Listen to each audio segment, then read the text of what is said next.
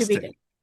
Fantastic. Well, welcome everyone. Welcome to the webinar that we've entitled Environmental Peacebuilding, the Year in Review and the Year Ahead. My name is Geoff Dabelko. I have the good fortune of being a professor at the Voinovich School of Leadership and Public Service at Ohio University here in the United States, and previously served for 15 years as director of the Environmental Change and Security Program at the Woodrow Wilson Center.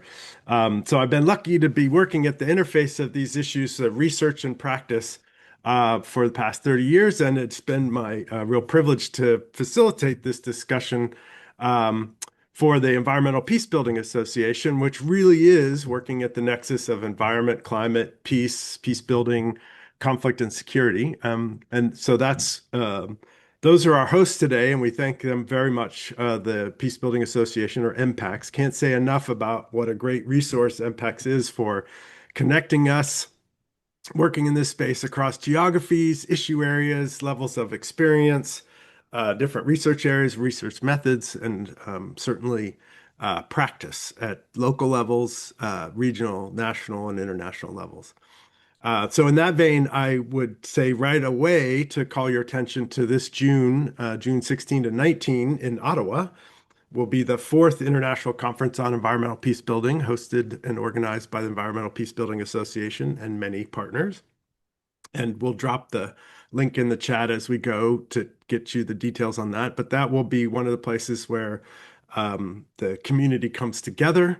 Certainly not the only. There are a number of dynamic lead-up programs, webinars like this one, to that conference from partners and members. And so urge you to take advantage of that.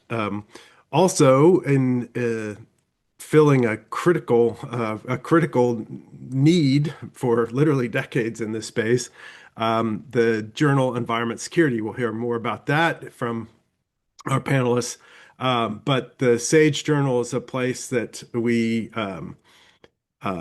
can find research, and including peer-reviewed research on these topics. It's something we didn't have for a decade, and our work was scattered, and so it was much harder to achieve critical mass in the space. And so really excited about having Ashok Swain, our editor, here as one of our panelists today. So like I said, it's really an honor to chair this panel again as we look back at the year and look forward a year and what's to come from some of the leading voices in environmental peace building. We've had these conversations each year for a number of years, and urge you to check out the recordings on the Environmental Peacebuilding Association's YouTube page, where you can find them, as we will be able to find today's conversation. So we urge you to share it with others as well. And so today is being recorded, and so we'll have the record. And none of this would happen, or have happened, if Karishma Goswami and Carl Bruch of ELI, Erica Weinthal, president of MPACS, our thanks to them for making this happen today, because it wouldn't have otherwise. So how we're going to do this is to have a couple rounds of questions with our panelists. I'll pose a couple fairly broad questions, and they'll each have a chance to answer them. And then we'll have a period of Q&A. While we're going along, if you have questions, feel free to drop them in the chat, and we will try to answer them with notes, or I can try to pull things into our conversation. And then when we get to that Q&A period, use the raise your hand function, and we'll try to divide and conquer and get some questions. What I may do is collect a few questions and then have the panelists do it. So instead of one at one, I'm going to take a quick drink here. So some quick introductions of our distinguished panelists. I'm going to keep them quite brief, but also we'll drop URLs for more details about them into the chat. And of course, we want them to tell us about themselves anyway. So Dr. Ashok Swain. Ashok heads the Department of Peace and Conflict at Uppsala University.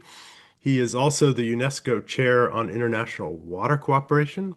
He's also the inaugural editor of the journal Environment Security. And if you are working in this space, you have certainly seen his research in the kind of peer review literature, single author book, handbooks. He's really been somebody who has um, produced a great deal of material in this space. He's also very active in commentary and opinion writing on variety fora, and so it is fantastic to have somebody who has been working on these topics for decades to be joining us today from Sweden.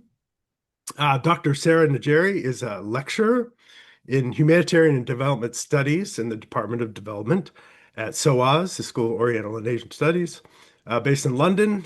Previously, Sarah worked at ODI in the Humanitarian Policy Group. ODI is a group that we have counted on for excellent kind of policy-informed, policy-targeted applied research for many years. She also, I should say, serves as the Africa Regional Director and as a board member of the Environmental Peacebuilding Association. We're terrifically thankful to her for her service in that role as well. Her current research themes and interests include, but are not limited to, post-conflict reconstruction, environmental peacebuilding, mine action, and climate resilience. And finally, Carl Bruch. Carl also wears many hats.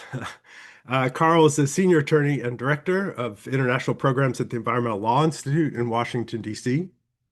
He's the executive director and founding director of the Environmental Peacebuilding Association. Carl really is the one who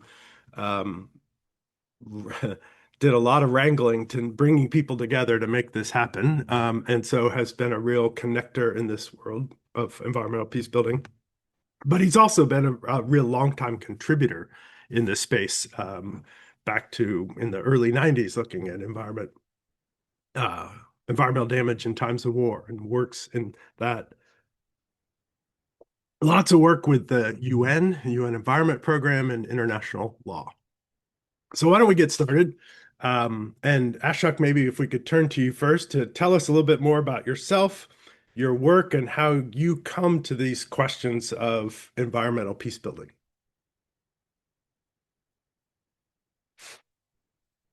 I think you need to unmute, Ashok. Sorry. You're being very polite and muting yourself, but we do want to hear you.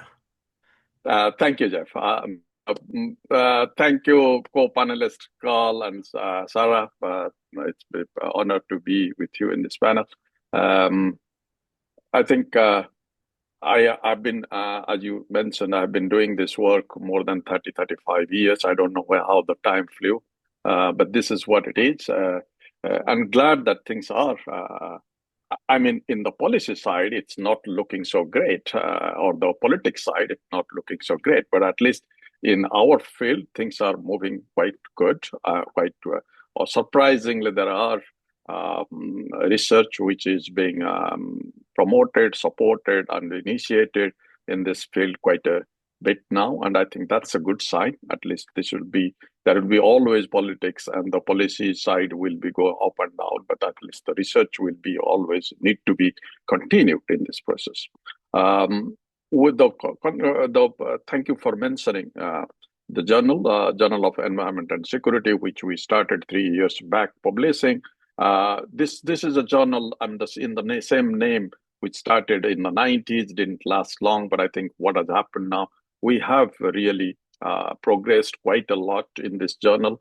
The publications is doing lots of good people. They're all good people, but they're all publishing. All the established people are publishing in the journal. So it's doing very well in that sense, and the publishers are happy. Publishers is happy. That's also kind of a good sign. Things are doing well. There are two special issues which need to be. We just brought out a special issue on water, and then two special issues need to be kept in mind. One on the critical minerals, which will be an issue which is getting quite taking a big space now in the field, and I think people should keep an eye on that one. There is also another one, armed conflict and environmental issue. That's a special issue, and I think we should remember that this is what in the before we started doing the environmental research in the 90s. Before that used to be the research that how the armed conflict causes environmental destructions. It's back now for in the last 3-4 years in a much bigger scale. So I think that's also a field which need to be kept in mind. Uh, I think besides my administration duties and the editing work and whatnot, and struggle with different regimes, but this is what it is. I am this year at least. I have been quite what do you call it? I mean, hopeful of starting some new things. We received a big research project from Swedish research agency on artificial intelligence use in the water management, global environmental governance, particularly how the international water dispute management will take place, how the AI will be. AI is a big thing now. I mean, of course, everyone is jumping into that bandwagon. But it's also, there are a number of question marks, whether how this is going to affect, how this is going to impact, whether you like it or not. This is going to be a big game in this, in this town. So I think this is where we are trying to look at it, how this will be helpful, or this will create challenges, for whom it will create challenges, which countries will be suffering more, which country will benefit more because of the AI used in the global water governance. This is a project which is a 4 years project. We received funding just from the beginning of this year. This is together with Dr. Kung-Min Kim, who is in the Swedish Defense University, Dr. Stefan Doring, who is at Uppsala University, Dr. Florian Krampe, who is at SIPRI, and Dr. Susan Schemmer, who is an IHE Delft. Kungmi, Stefan also recently, or the last special issue, they also edited for the environment special issue, guest editor for the water issue. And both, they're all somehow related to the Uppsala group before, except Susan directly. So I think that's something which is, we are very hopeful that something will know that research is timely and something will bring up the kind of team we have. We are hopeful that we will not only able to figure out what exactly AI is going to do for the global water governance, but also how that will impact the policy sector, particularly, and politics as well. There are two other things which I will just quickly mention. There is, though I had promised myself not to deal with any handbooks anymore, I've edited 4 handbooks, so I thought that will be end. But then you get into some kind of weak moment, and this is a Routledge handbook on resource security, which also deals with all kinds of security issues, water to critical mineral to migration to all sorts of issues. So I think in that the two other co-editors are Professor Stacy Van Never from the UMass Boston and Professor Erika Wenthal from the Duke University. And most of people, know them, so I don't need to tell them what they are. So this is that's a project which we are also starting up this month, or February they are coming here. Then the one of the book, if you remember the handbook we mentioned, the environmental Routledge handbook, environmental conflict and peace building, that was 2018. That really brought together almost all the senior researcher working in this area. So that became a success actually. Routledge has sold quite a lot of copies. I'm not sure we'd get the money for that, but at least they sold the copies. But given that, but the good thing is that given the success of the handbook, and we had some sort of agreement that if the successful, I will write a textbook for them that.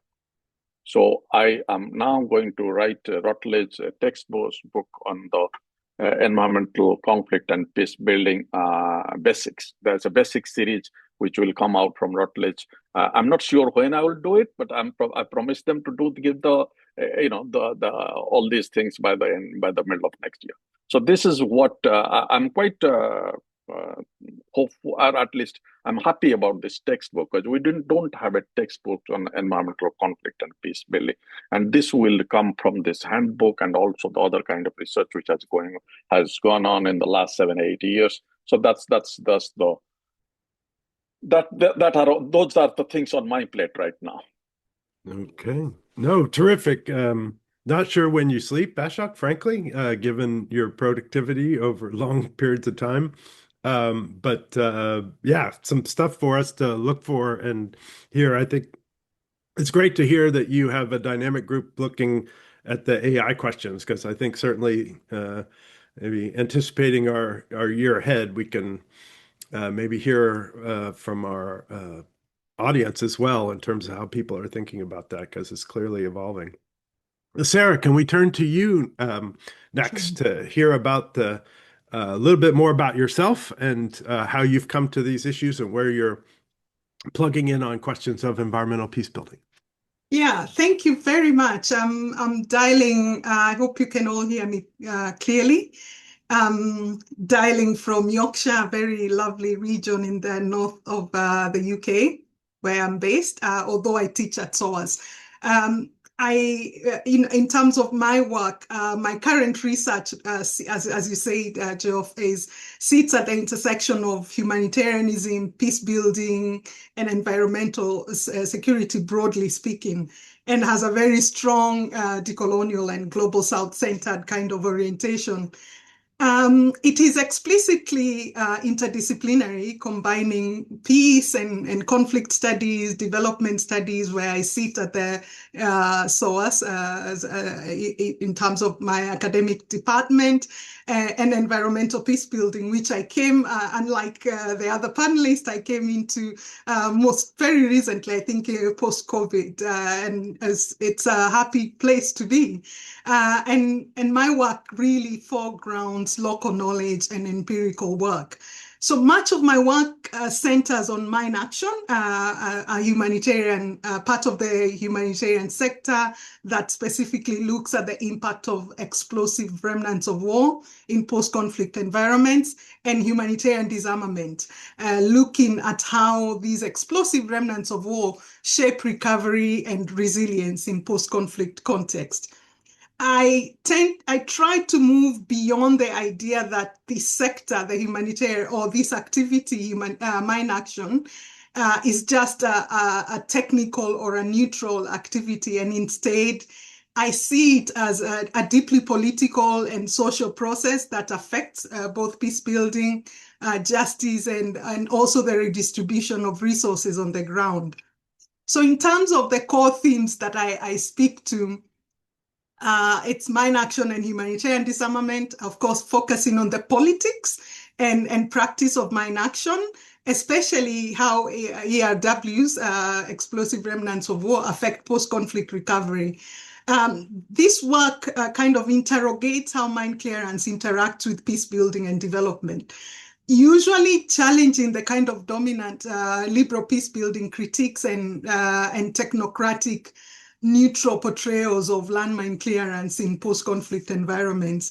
In terms of the environmental peace building and climate resilience, I come into environmental peace building space through developing the work on the nexus between landmines and ERW, as the shorthand for that, environmental degradation and climate change. And I've worked on pilot projects or commission projects with, for example, the Geneva International Center for Humanitarian Demining that looked at community resilience in specific case studies. And also more recently worked on a report on land contamination or land degradation and looking, placing community resilience at the center of this. So this strand connects mine action to broader questions of ecological security and climate adapted post-conflict reconstruction. As I said earlier, I take a decolonizing approach to both humanitarian and peace building research. And this is a central thread to my work, and it responds to the need to reposition local and global actors as knowledge producers and policy shapers rather than being passive kind of beneficiaries. I tend to explicitly critique top-down, donor-driven models of research and practice, while advocating for more participatory, accountable, and context-specific approaches. In terms of, as an academic, my teaching academic engagement within the space is that I tend to see that academic engagement on issues on explosive remnants of war has overwhelmingly focused on the technological advances in methods of clearing, and clearing landmines and explosive remnants of war after conflict is a big deal.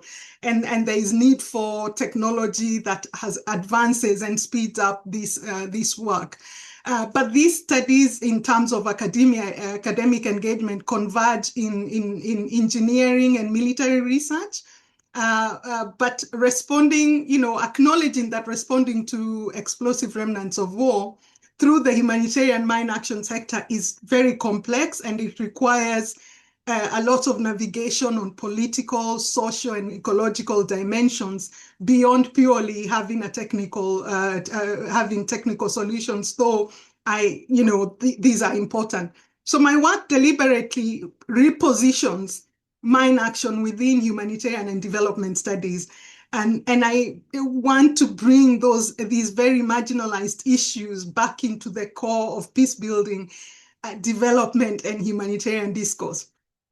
In terms of teaching, my primary drive has been to spark curiosity about these periphery contexts and issues that receive very little academic attention.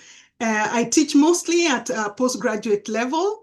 I emphasize within and I teach on different programs and different modules on that. And I emphasize and I try to show students how contexts or places where landmines and explosive remnants are present, how mine action and therefore environmental security are deeply interrelated in terms of as an extension of violence in post-conflict context, in terms of how they degrade the ecosystems, how they undermine livelihoods and complicate climate resilience in post-conflict settings. So my teaching is very much research-driven, and I tend to show and demonstrate that through case studies for my students. And this approach, interestingly, has generated strong student interest across the department, the development studies programs, with noticeable increment in engagement.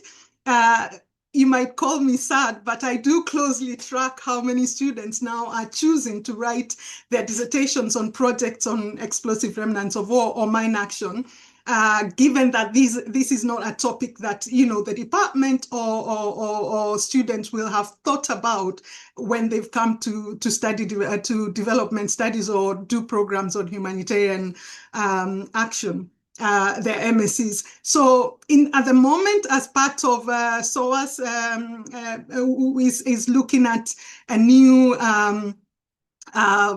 rewriting or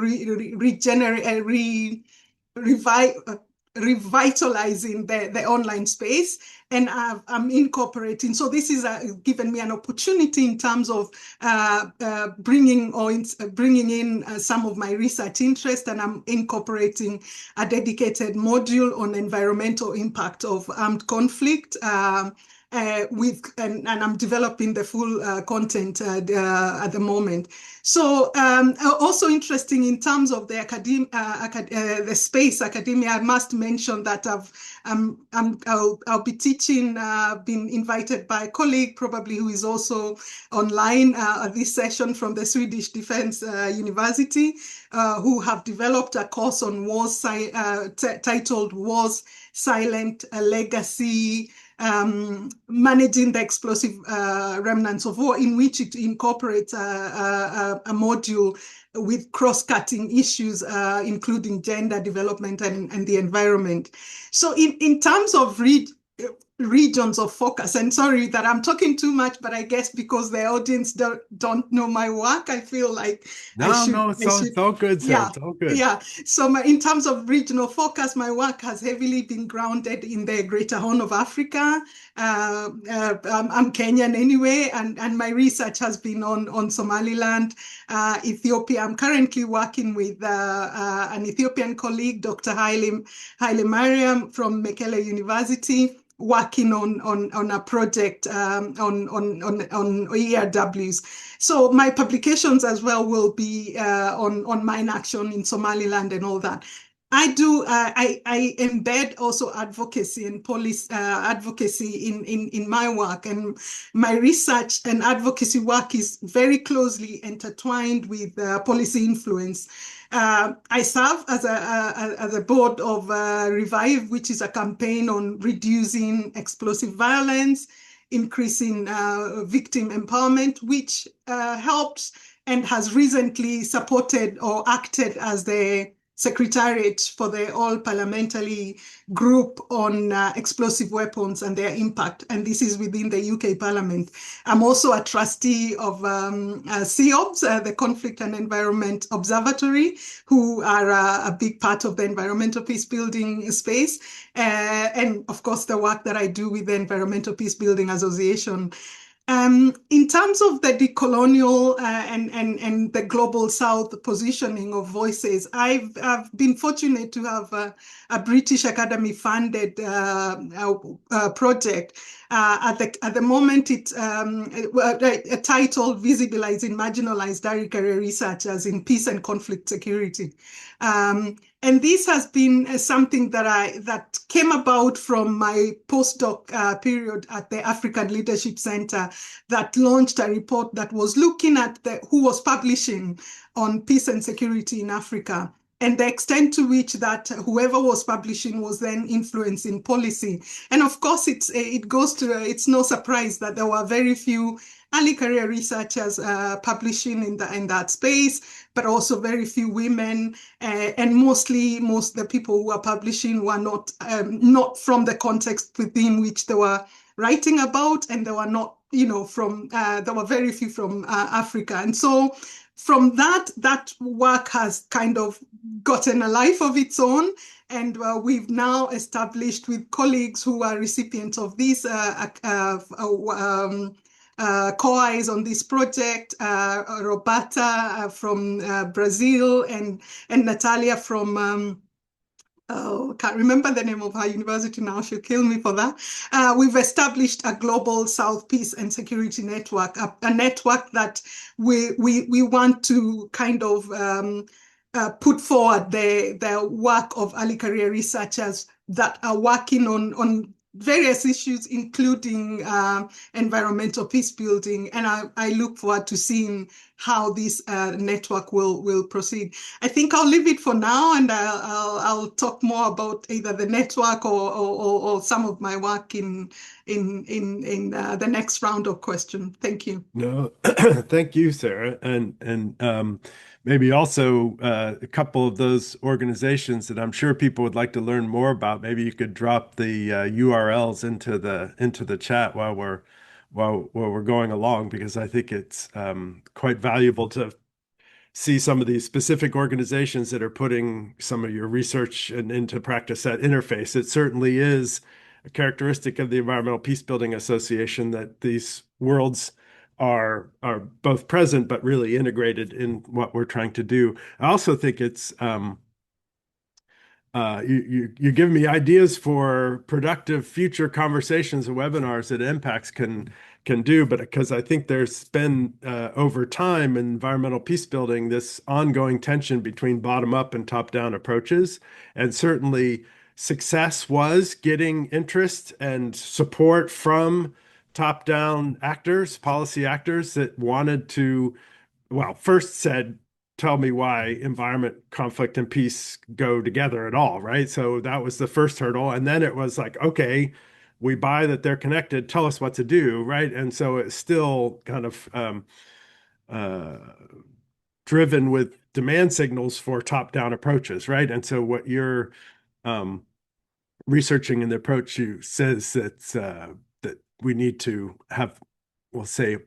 broader, additional, and alternative context to understanding where this comes from and how it can be designed, how it can be executed, who's at the table, who's driving the framing and such. And so I think it's very helpful to hear about that in the landmines context and then think about how that method and those approaches can be applied to the myriad issue areas that we're working in the space. So super valuable. Thank you so much, Sarah.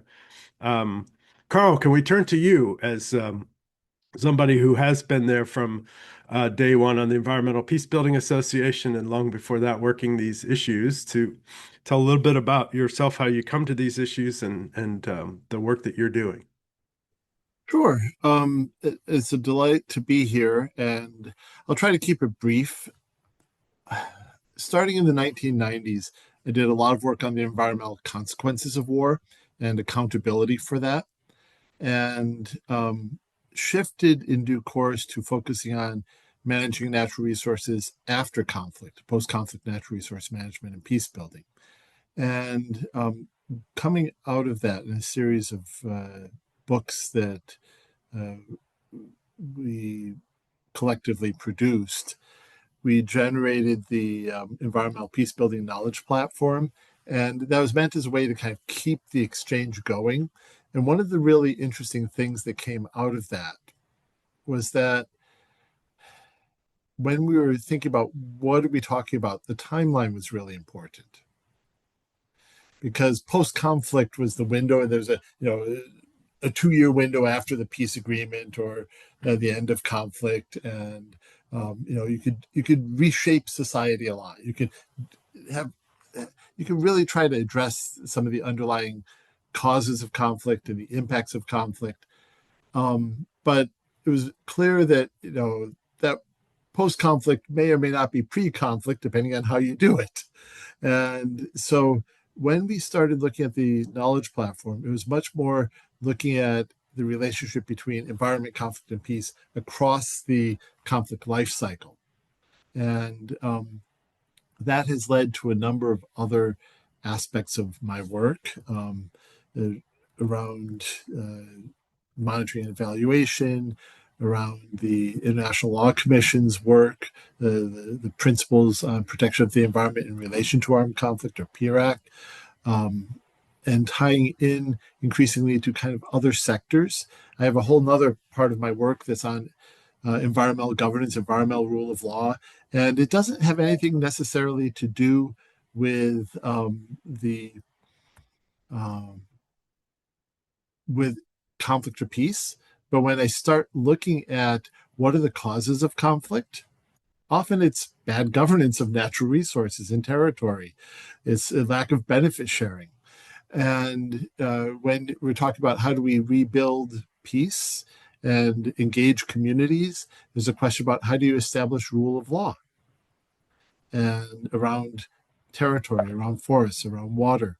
And so one of the things that I've seen over my kind of engagement, both in environmental peace building and adjacent, is that it really integrates into a lot of other spaces that I work on that I don't think of as inherently related to peace or conflict, but there's a lot there. The other thing that I'll say is that my work is both kind of at a high level, whether it's on research and training, guidance, things like that, and then also very much on the ground in particular countries, whether it's Liberia or Ukraine or South Sudan. And so much of my work kind of is at that interface of theory and practice. And I'll pause there so we can jump to the questions about what happened last year and how are we going to get beyond that. Yes, well, thank you, Carl, and urge you as well to drop links in because, like you said, there are a variety of different fora in which you have operated and contributed to as we go along. But yeah, it has been quite a last year. and the context for a second round of questions in terms of asking you to flag specific dynamics that could be kind of things going on the ground. It could also be notable research or program initiatives. But it is a year in which we've seen some fundamental landscape change. Obviously, sitting here in the United States, for me, right um, in our backyard here is the dramatic different federal approach to international development, humanitarian engagement, um, approaches to security, certainly approaches to environment and climate change in terms of kind of a 180 turn in many respects. Dramatic institutional change with the shuttering of the U.S. Agency for International Development, that for the programs that I directed in Washington for many years were primary funders of this work. And so, and at the same time, new urgency around some of the issues where environmental peace building has been and environment conflict links have been a focus, such as points of extraction for mined minerals and metals, and kind of from the geopolitical down to the tremendous demands for those inputs that coming from things associated with transitioning and climate change to a whole host of the revival of the kind of traditional security and telecommunications. So we have a lot of a changing landscape. We can talk about how much is continuity, how much is change, but it certainly gives us not a boring context in which to reflect back on the last year. And so maybe, Ashok, from your perspective, maybe you could kick us off again in terms of what has stood out for you in this last year and where you have paid attention and where you think people working in this topic space should be attuned to dynamics from the last year that we need to be sure to take account as we chart a way forward. Thank you, Geoff. I think the things started not very nice way for the research or our kind of research from the very beginning when US decided to withdraw from the Global Climate Pact, and then, of course, the editors of the journal wrote a piece how this is going to affect the different sphere of research on climate and the work on the climate change, how that is going to really impact the globally. But that's we all focus on the what US or Trump is doing on the climate change. But I think if you look at the global discourse, it is I'm in a country in Sweden where we expect climate change is supposed to be one of the many issues. It hasn't been. The politics has changed not only in the US, all over the world. All these at this point of time, it is not only, nobody is talking about climate change. Nobody is talking about environment. That's the issue. Nobody means I'm talking about the political actors, the political leaders. In election time, this is not also being an issue. The question is, it is the time also to show the hypocrisy of this political leadership or the political discourse which is going on. And that hypocrisy will be if we researchers, we do proper research and also communicate to the people in the different ways. Give you an example. The way the MAGA crowd or the right wing in the United States refuses climate change, but wants the Greenland. I'm not supposed to be in support of whether Greenland to be with the Denmark or the US. I'm not getting into that. But the asking for the Greenland, the reason is because the ice is melting, the new sea lanes are coming up. So I think this is the security threat. That's why Trump wants it. But why ice is melting? If the climate change is not taking place, why you need the Greenland? Why you didn't need it before? Why you need it now? Similarly, the question comes in. I mean, I think we have to show this, that what is happening now, in a sense, we are the reality and the politics are very different going on. But that will change. This is not going on forever. There is always, we have seen this time, and this time it is very important, we as a researcher or the policy analyst in this field, to stay focused that what we are doing. We cannot be diverted by, because it's not anymore the, in thing in the political discourse. So we are not getting a priority in the discussions. Coming back to this, I think this is also not only again US or Europe. Look at what is happening in the global South. Concentrating that the Nile issue used to be dominating the last 4 or 5 years, that there is a so-called water war will take place on the Nile. That has subsided now to a large extent. The dam is built. Of course, there is always, you hear the downstream sometimes bringing up this issue, but the things are, you don't know. But the last year also in a river, which used to be the pride of World Bank, showing that they have really achieved a tremendous cooperation in the Indus, that flared up. Of course, Indus, if anybody was following Indus, you could have realized it is going on at least for the last 10 years. 2016, for the first time, Indian government wanted to, or the Indian political regime wanted to, remove the treaty which India and Pakistan have signed in 1960, and they have fought 3 wars after that. But this treaty has been working. But 2016, for the first time, they started talking about the taking out the treaty. And then this came up again in the last year, when the May, there is a military skirmishes took place of the 3 days of whatever happened. I'm not getting into the military result of that one. But this was, again, the Indus has been that there will be a water war. In this context, I think we need to stick to our research. Give you an example. I was in the hospital for a regular checkup. A journalist from a very famous newspaper from UK called me. So I took the call, tried to explain that this is not going to, there is no water war going to take place in Indus. These are all bluffs. The politicians, South Asian politicians, make all kinds of bluffs. And I do have a lots of reason to give. You can't believe it, from the hospital waiting room, I was discussing, arguing, explaining for 1 hour that there is no water war going to take place on the Indus.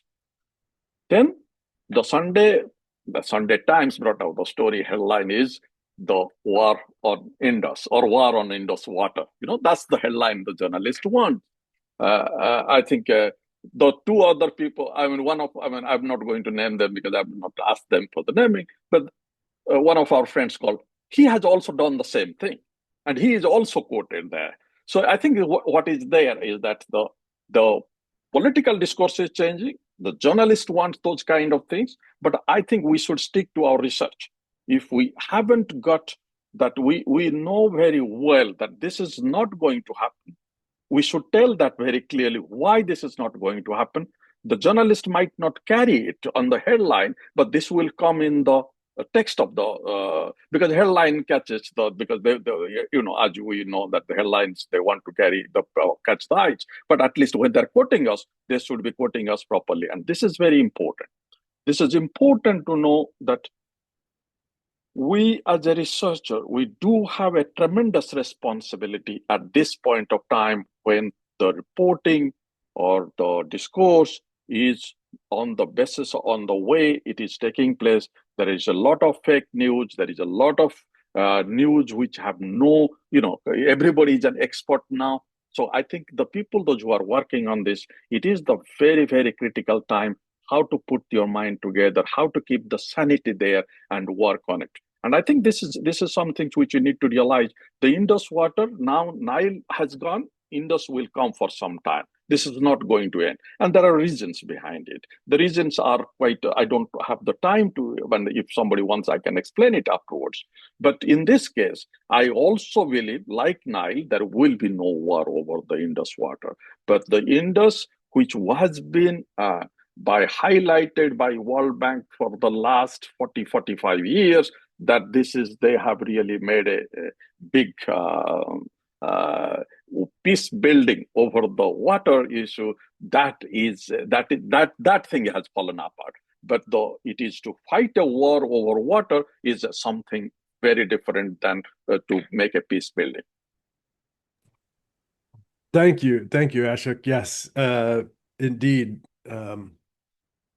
critical to see the larger context where the step back on environment and climate is in fact global, and yet the issues persist in terms of where these things are playing out. Sarah, can we turn to you for your reflections on the year past? Sure. Yeah. Thank you very much. I think when I was thinking about this part of the conversation, I was thinking about the work that I've seen emerge, and within I think there's some momentum in terms of environmental peace building, both in research and in practice. And what I see as exciting is that the field is moving beyond the environment as a resource or a risk towards the recognition that the environment as a space of every, there is recognition of environment as a space of everyday survival, everyday care and justice. And maybe what gives me that hope is some of the kind of notable research that has come that is kind of linking these ideas together. But just to reflect a little bit on the cuts, on especially the funding cuts, and this, for me, the shift or the tendency of moving from looking at environment as a resource and that in terms of research is going on in spite, and research is emerging in spite of the challenges with the funding.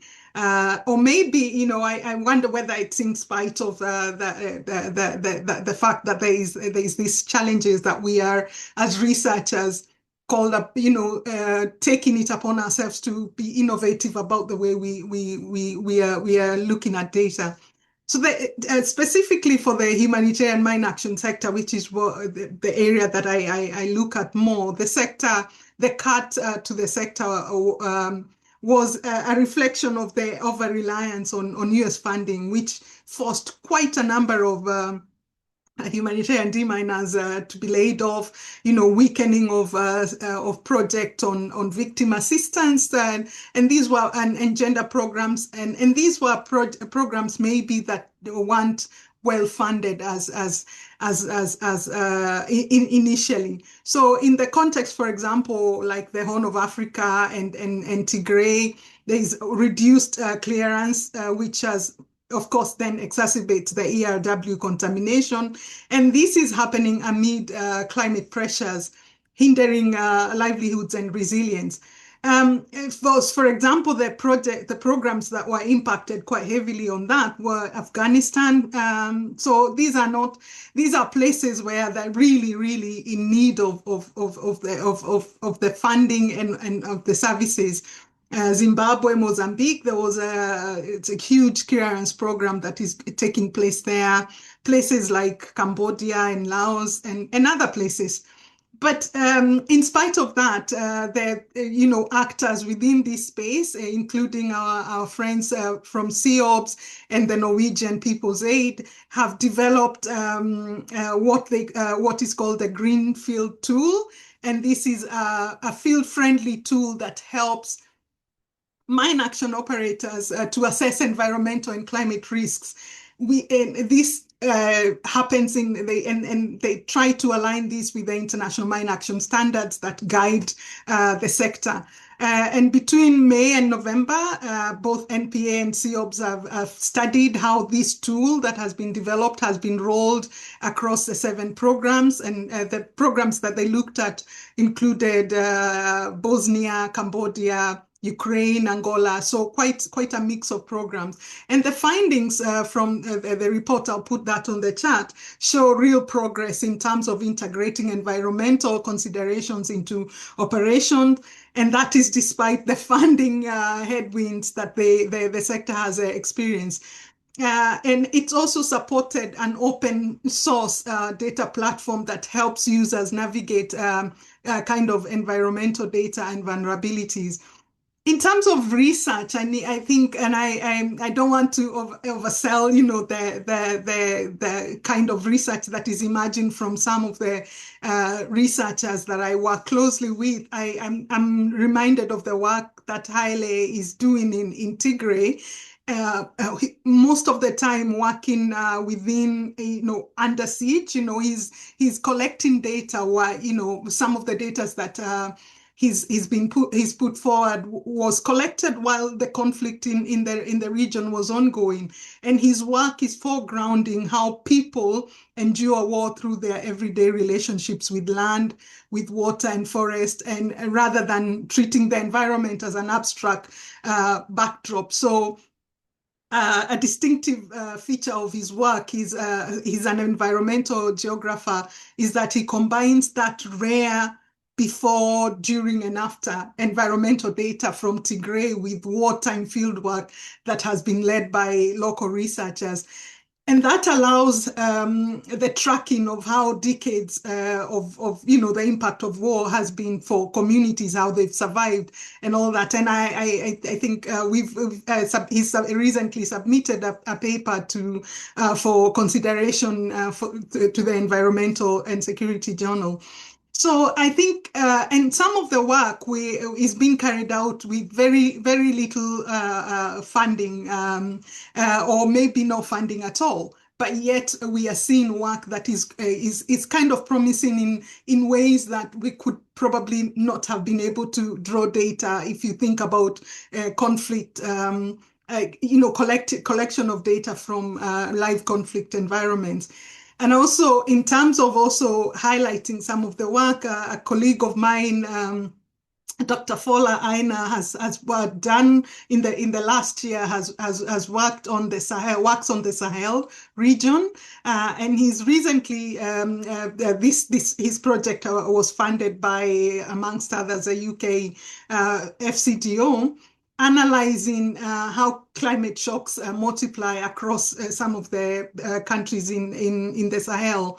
And again, he, very much similar to what I do, is critiquing the top-down initiatives like the Great Green Wall, and how that, demonstrating how that has been displacing communities, and again, advocating for this kind of participatory strategies that tie climate adaptation to peace building. Some of the other work that I think I was quite excited to see as in the climate space, climate security space, and what people, and especially people who've been in advocacy for so many years. Again, a report that has been developed by the Norwegian People's Aid and their partners. And this is a report on the humanitarian and environmental consequences of nuclear testing. My understanding of the study is that it draws from, it's a collaborative study that draws from experts, some of them who we know, like Professor Matthew Bolton and Dr. Becky Alexis Martin from the University of Bradford, which examines the physical, psychological, social, and economic and environmental impact in most of the affected countries. And with that report, it proposes frameworks for community support, development, for justice and accountability, and calls out, nuclear testing states' responsibilities.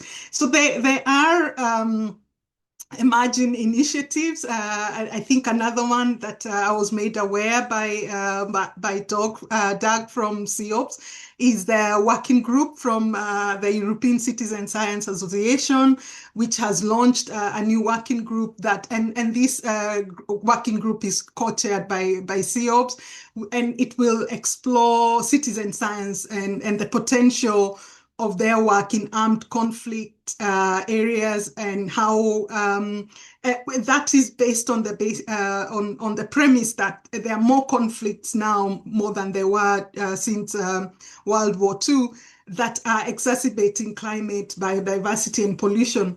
So the understanding is the group is aiming to develop methodologies that will help us identify best practices and build a community of practice for data collection, storytelling, and empowerment in this very challenging context.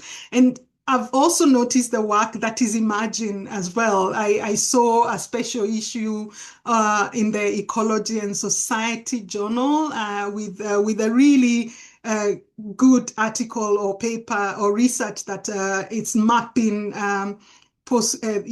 environmental peace building across a number of post-conflict cycles, for example, in Colombia, Uganda. So, different case studies that are bringing together kind of this work. So, I think maybe a bit more kind of thinking, what else in these very challenging circumstances? What is the positive ways in which we can see the way in which the environmental peace building as a discipline hopefully is taking root. And collectively, I think these examples show a field that is becoming more operational, becoming more grounded in lived experiences and more critical, hopefully, of its own, the power dynamics. So I think that for me is what summarizes the year that has passed.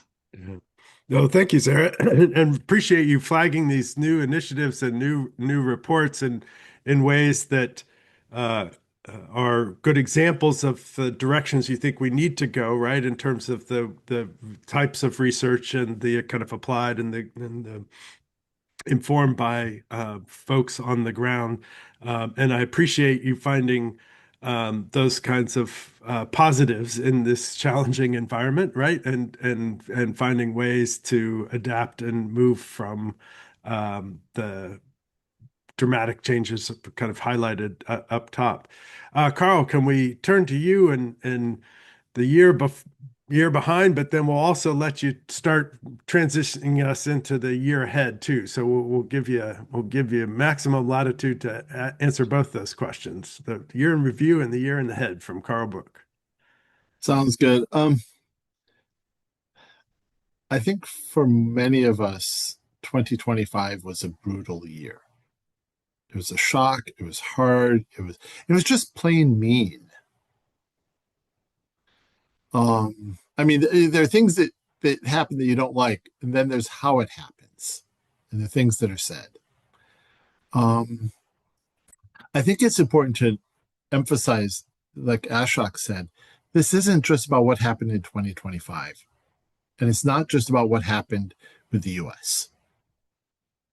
A lot of what I mean, I do think of 2025 as an inflection point where there have been a number of these trends, a number of issues that have been highlighted, but a lot of those accelerated in 2025. On the negative side, we've seen rising nationalism, populism, and xenophobia in a lot of countries. And I was just saw a report out of Liberia focusing on the Liberianization of the economy and trying to get outsiders out of the country. It's not just the U.S. or Europe or Russia. There's a growing amount of xenophobia in a lot of countries. A lot of this is economic stress. We've seen funding cuts in environmental funding, development funding, humanitarian assistance. It's not just the U.S. The European countries have cut substantially, often pouring the money into military expenditures. And I think that it's important to think about that. I mean, on the one hand, there are reasons why Europe is doing this and looking eastward, but buildup of armaments and militaries really, it often doesn't end well, aside from just the opportunity costs. And I think that this is something we need to be very concerned about.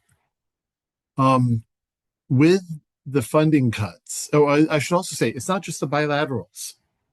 That the funding of multilateral organizations depends on what countries are paying in. And we have seen agency after agency, UN agencies, having to cut substantial numbers of staff. And with that, we've seen if there's a shrinkage of your budget of like 5%, it's like each department takes a small hit. When you cut 20 or 30% of your budget, often what happens is the organization says, okay, what's our core mandate? And anything that is extraneous either gets cut or it gets a very strict scrutiny as they say, what should we be doing?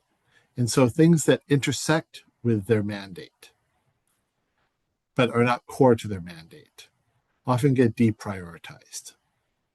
And so maybe you work on food, but you don't work on conflict. Maybe you work on conflict, but you don't work on environment. Things like environmental security, environmental peace building, these are very tough positions to have right now in an era of cutting budgets. And we've seen many environmental peace building practitioners, including both members of the association and friends, lose their jobs, or their jobs are at risk. Some have found new jobs in the field, others have found jobs outside the field, and others are still looking. A number of key organizations, members of the association, partners of the association have closed. U.S. Institute of Peace, still there in a form, but all of the people that worked on the issues that we work on are gone. USAID, gone. The Wilson Center in the Environmental Change and Security Program has been, shrunk to a point where the program is no longer there. The Wilson Center has the statutory minimum. And there are a number of organizations that I've been talking with who are at risk of closing. And then just to kind of make life even more interesting, but I think it's a sign of where things are headed. Early this year, so it depends how you define the last year, but the U.S. withdrew from more than 60 international organizations, a lot of them environmental, some peace and conflict related. And so that's kind of the shock part. I want to highlight a few areas where I was very excited to see. Excited is the wrong word. Gratified, happy, reassured to see things happening. Amidst this, the environmental peace building community came together. We saw a lot of support and empathy within the association through meetings. The Environmental Change and Security Program has also, the Environment, Climate, Conflict, and Peace Community of Practice, ECCP, has done a lot to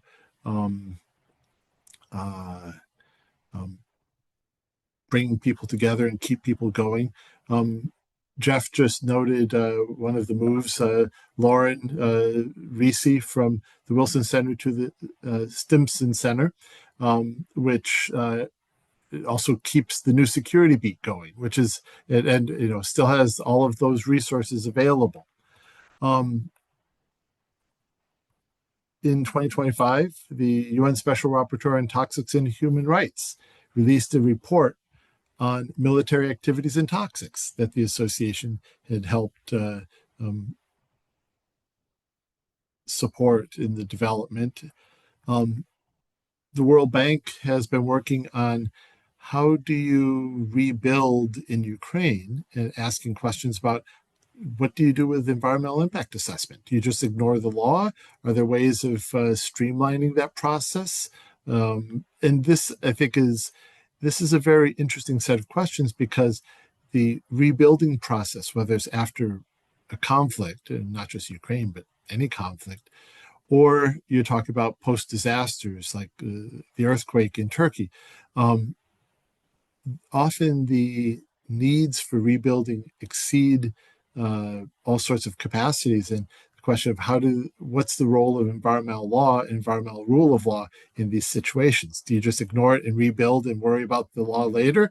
Or do you kind of prioritize? This is a new space that hasn't been adequately developed.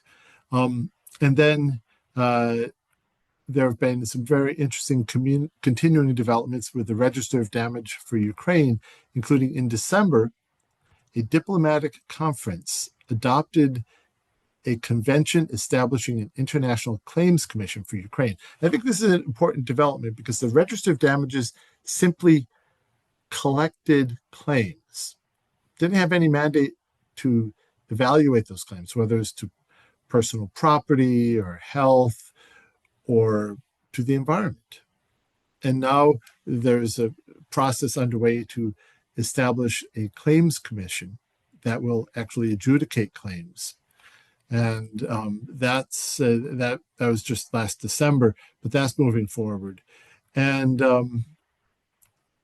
so I think that there have been a number of promising developments in the last year. I think the biggest thing is kind of as we look forward, I think last year a lot of people were caught off guard.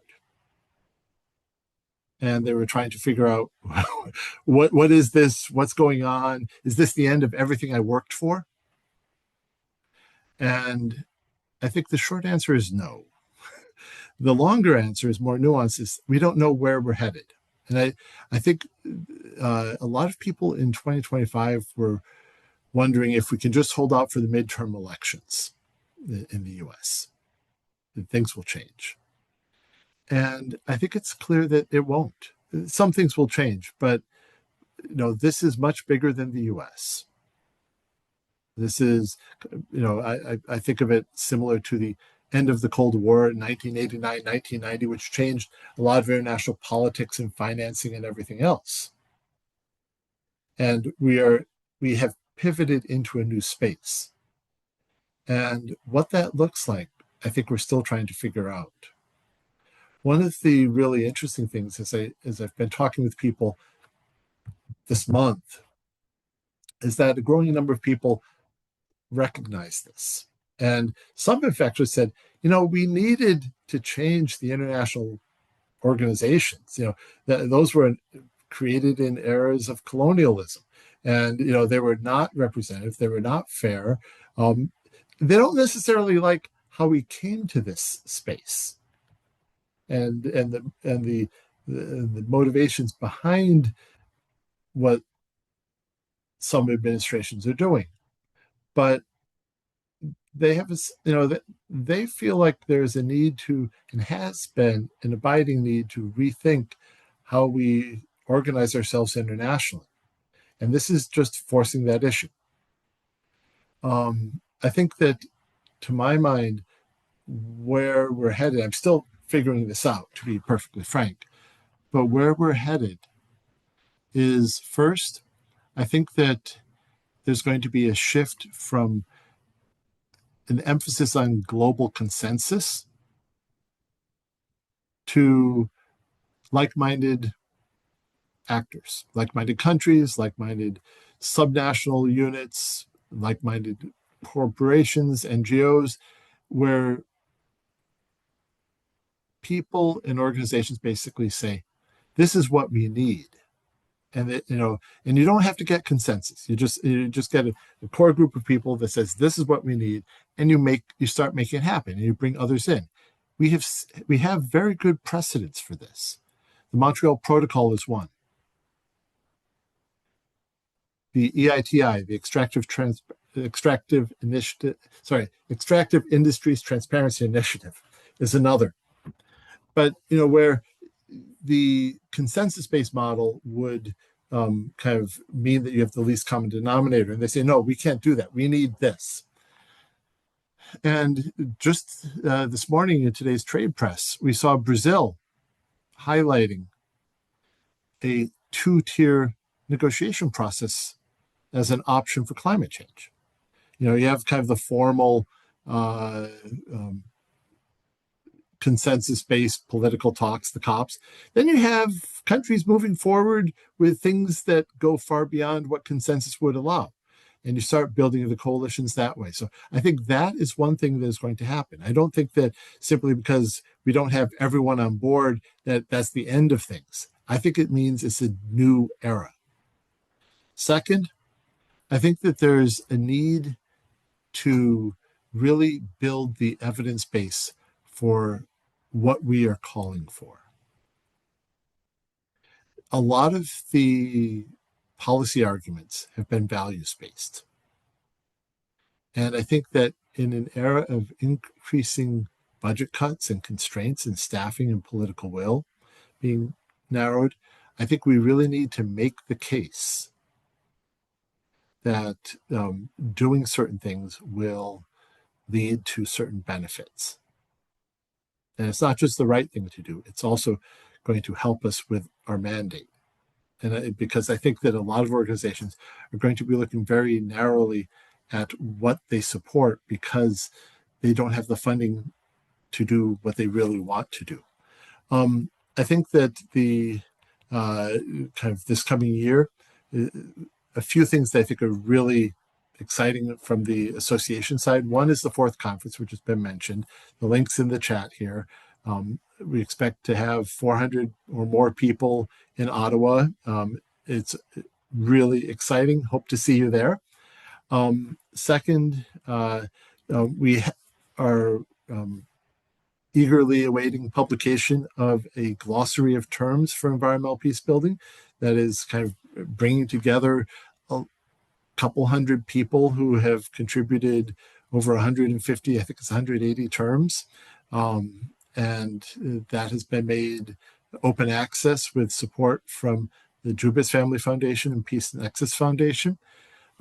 We are also have a number of initiatives to support people, especially young professionals, in this really difficult transition. The environmental peace building champions and the conference fellows. I think the last thing that I would say, and about looking forward, and I think it depends on who you are and what your situation is, but the real question is, how do you keep going? You take yourself out of the play and, we have one less champion. And so, it's like, center yourself, keep working, double down on your research, as Ashok was saying, but keep going. And if you want, reach out to the association where, we are trying to kind of help people to the extent we can. We don't have much by way of resources, but we're happy to kind of, provide moral support, help connect people. I think that as we move forward, we will be seeing more pathways forward and not just pathways of survival. And I think that's where the 2026 is going to be very interesting in that respect. Thank you. Thank you, Carl. A very rich intervention, both back and forward. Mindful of time that we're running out of, maybe a lightning round. Sarah, you first, and then Ashok, I saw you unmuted. Do you have something to follow up directly, and then we'll turn to Sarah? Can I add some? Because I agree completely with Carl. Just to give you a few things, that 2025 was a bad year, but 2026, no way is going to be a good year. If that, or it doesn't look like going to be a good year. We might see some political changes in some places, but the thing is, the whole politics has become so nasty, put it that way, or somehow degrading, that it is to recover societies will be very difficult. And I think we need to, like the situation, I was speaking, the UN's Office of Coordination of Humanitarian Affairs, which really looks at they had a global forum, the annual global forum in December. One of the executives who called me to invite me in 2 months before this meeting, we had a talk, and then in the end, she said, when you will speak on December, I'm not sure my job will be there or not. So imagine the UN or the Humanitarian Affairs Coordination Office, which is supposed to have the possibility to take care of the people, their executives do not have the possibility, even, or they don't know that their jobs will remain for 1 or 2 months more or not. Similarly, the WHO. I mean, we just went through a huge pandemic, but we didn't learn anything from it, unfortunately. The question, the WHO Director General is saying that 20% of its managerial staff, he has to remove them this year. He told this recently. That this is what. So imagine this is the situation. And then you are talking about the United States. It's not only United States. It's not only the multilateral organizations. I will give another example of what's happening in this part of the world. In Sweden, I think Carl was mentioning putting money in the military. Yes, Sarah, you are talking about the Swedish Defense University. They are getting quite a lot of money now, and that's good. I mean, many of my colleagues work there, so that's absolutely fine for me. But that has taken, because if the Sweden's priority is not anymore climate, is not anymore development, is not anymore environment, it's not even the priority is not even for a country like Sweden peace. So that's what bothers me, that what exactly the priority is. To tell you, I and some of peace researchers and activists, we wrote a piece for a Swedish most circulated evening newspaper, saying that this military expenditure should not be taken in so seriously, because we should not be at the cost of development, at the cost of environment. One of the mainstream newspaper wrote an article calling us communist. I mean, imagine, this is McCarthyism. I mean, that's absolutely nothing. It's a country like Sweden, if you cannot criticize, I mean, these countries or countries in Europe have been advising the rest of the world, cut down your military expenditure, cut down your military expenditure. Military expenditure is bad. But when we do increase our military expenditure exponentially, because imagine they're moving from 1% to 3% in a couple of years. And when that goes on and you criticize that, and at the cost of many things, then you are considered as a communist or considered something else.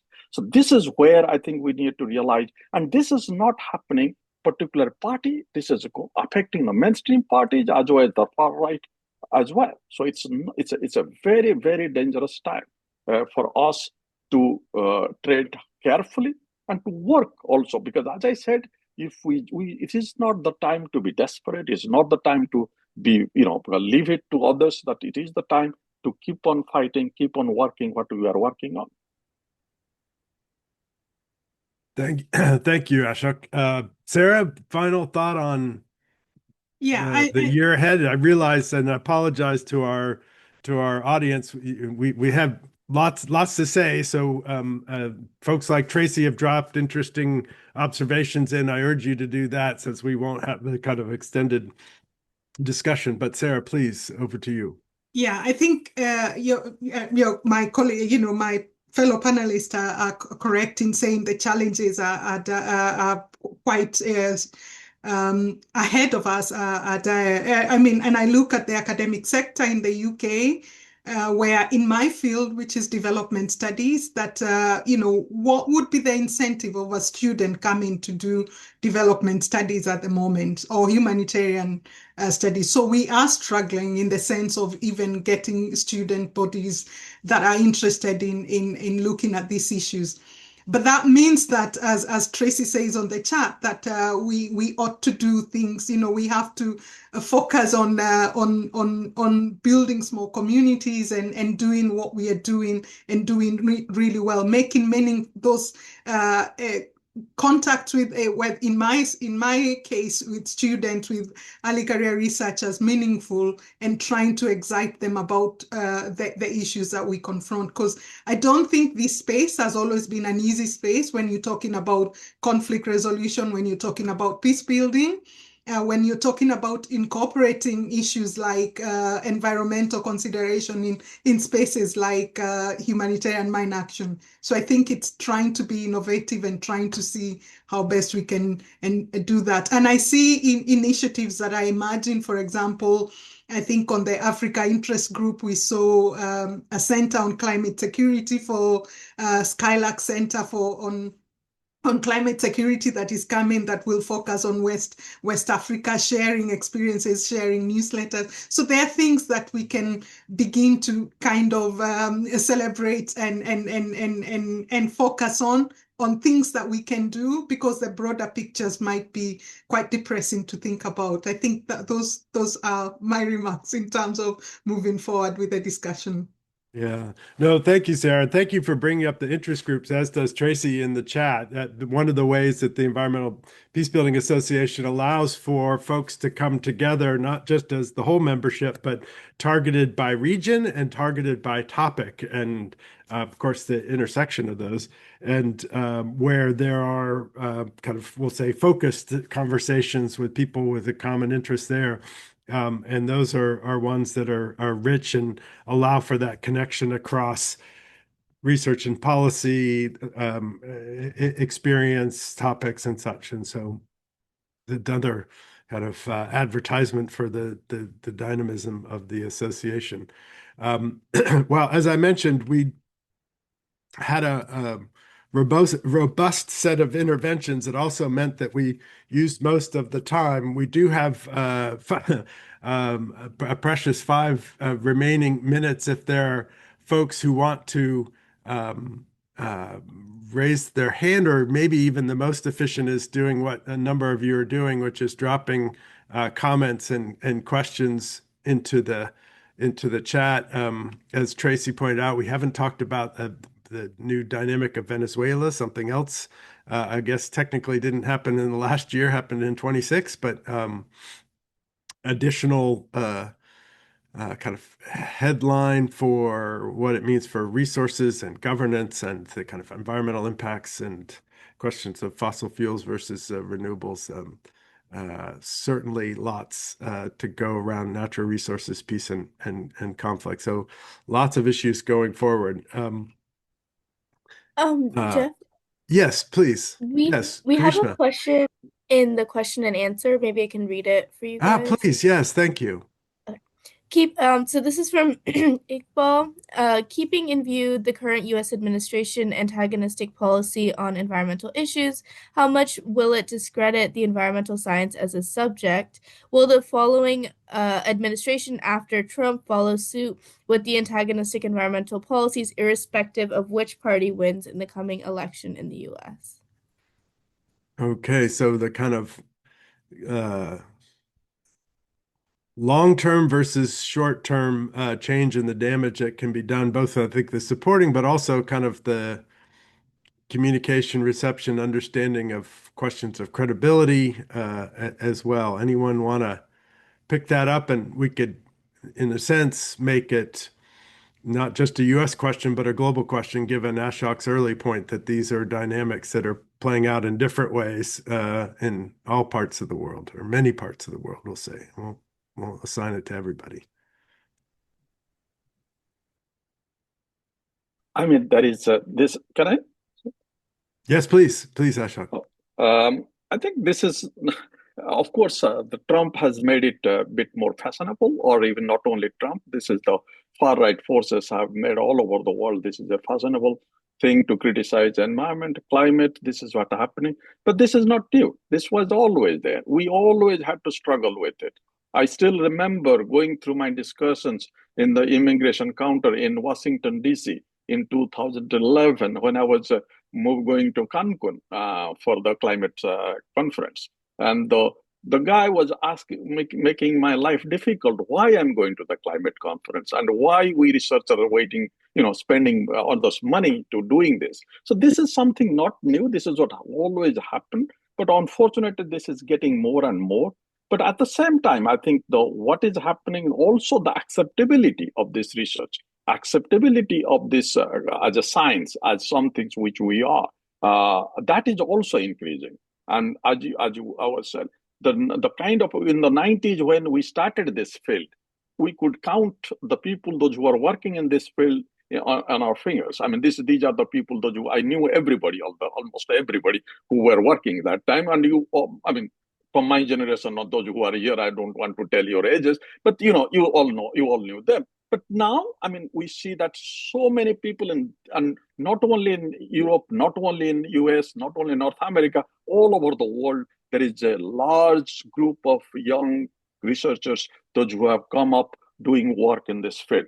So it's going in both ways. Yes, those forces who are questioning us, they have become much more brutal, but at the same time, we have also become much more stronger. Our science has also become much more powerful. So I don't think we should be really scared of that they are going to make our life difficult. We are also going to make their life difficult. Yeah, no. Thank you, Ashok, because I do think that the shock of headlines, and they are shocking headlines, can sometimes lead us to think that something is truly new or different in ways that don't have precedent and don't have some lessons to learn from previous battles, so to speak. And so I think you're wise to remind us that there is, even as things are dramatic and ramped up, there is continuity in some of these conversations, some of the pushback, some of the fora in research and particularly in practice that we can in some ways fall back on and know that so folks have been here in some of these situations before and have lessons to learn. I hope we have been able to bring across some of those lessons and point folks to some work that our panelists, but also our wider network is doing in this topic space. A myriad of conversations to have going forward on these topics. The Journal Environment Security is a place that we want you to look to, the association to look to, as well as the conference in June to as three of kind of prominent outlets for continuing this dialogue. Many more, of course, and want to thank our panelists, thank our audience, and encourage folks to be in touch with the association. And I think Carl will be sure fine with suggesting if people had follow-up questions, it can funnel it through the association and connect to us individually and other members of the network. So again, thank you very much. We've come to the appointed time. We hope you will share the link that will eventually be up on the YouTube page that was shared in the chat so that others can benefit from this conversation. So thank you all very much and look forward to the next one and more Environmental Peacebuilding Association programming in the future. Thanks so much.